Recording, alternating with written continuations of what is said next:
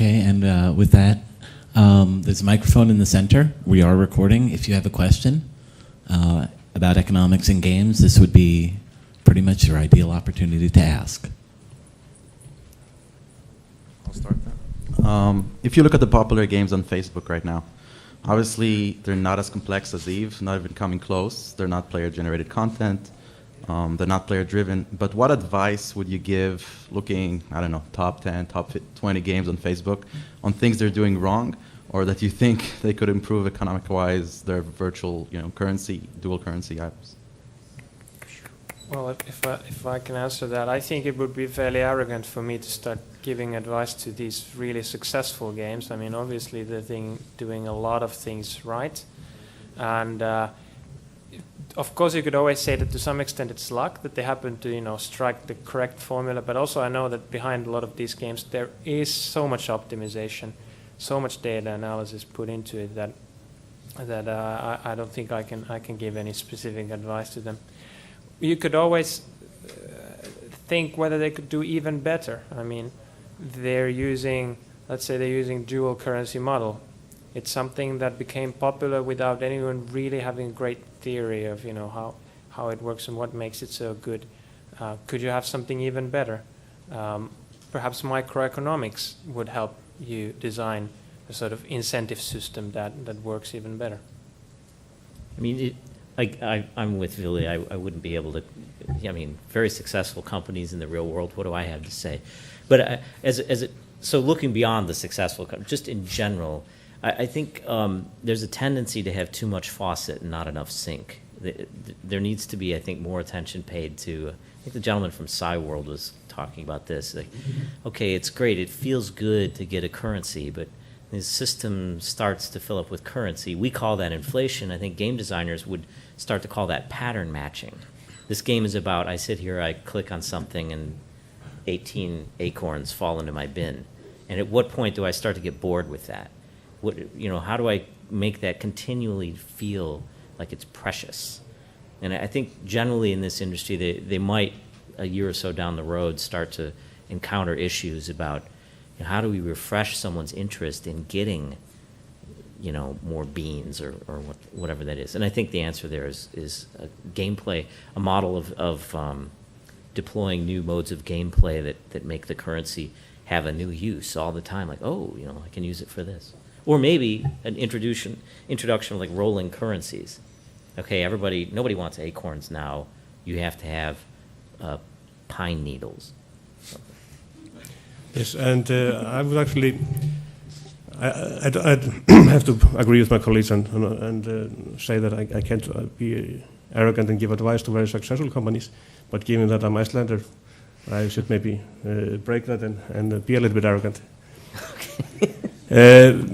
In short, I would say when you're seeing the Facebook games and other casual games is that you are not dealing with a complex economic system, like you said, but you're dealing with complex economic behavior by individuals.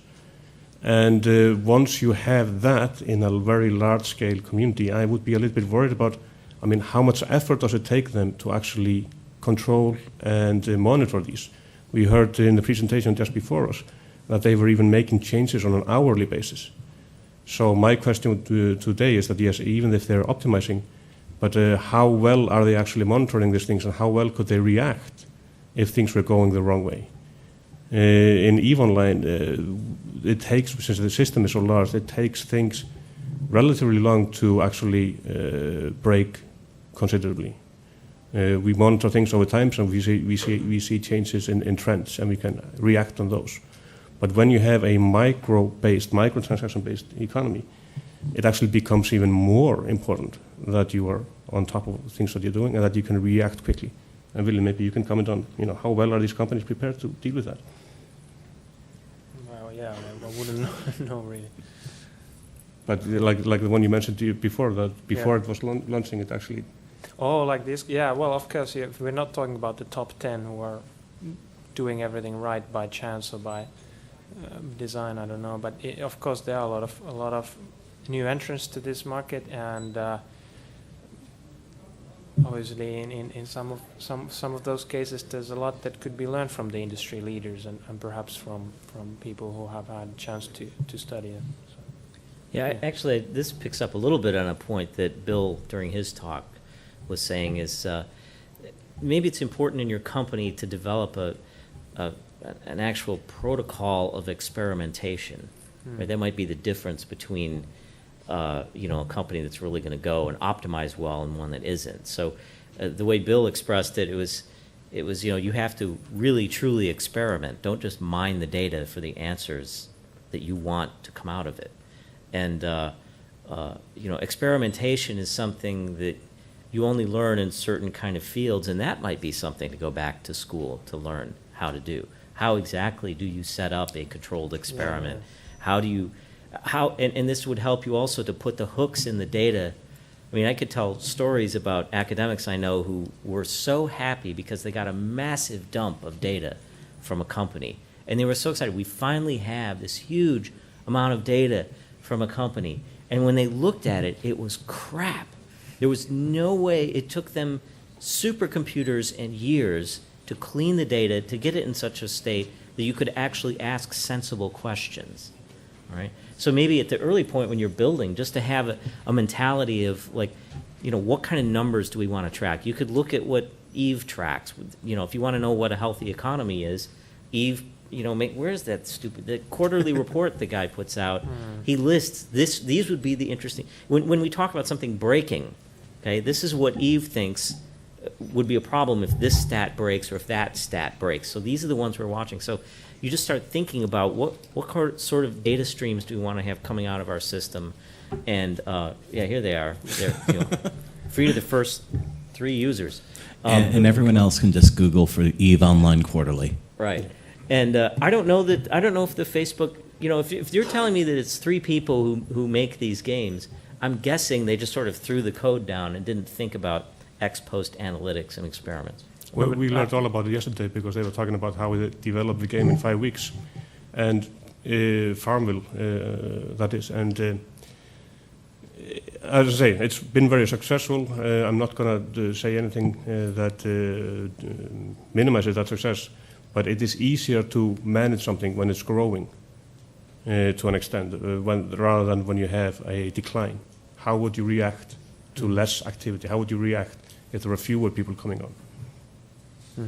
Okay. Can I just add that it definitely, the question of what things to monitor, what are the hooks that we need to put in the system, what are the variables that we need to be looking at, that's something that's asked from me a lot, and there is no definite answer to that. But definitely that's a very key thing to focus on when you're developing your product, because it's a bit late once it's already in the wild. You're not getting the data unless you have hooks in the system. So I've been told there's 2 minutes left. That's either one question or a long round of applause. Question? Come to the microphone. Or have the microphone come to you. That's even better. So one of the harshest economic realities sort of facing this segment is the cost of payment processing, and which has led to the creation of all these virtual currencies in the first place, because if it wasn't so expensive to just spend $1, you wouldn't have to go through that. So if that went away, would the virtual currencies go away, and would people prefer to just spend $1, spend 50 cents, do it directly instead of having to commit $5, $10, $15, $20 in advance to these games? And just any other general comments you want to make about micropayments and the impact in the space? Yeah, I'd say, I don't know the answer to your question, and I'd be surprised if anyone knows. So here's how I understand this question is there something special about monopoly money, right? Do people like it that it's station cash and not dollars? Does that make a difference, right? I don't know that experiment has been run. I think there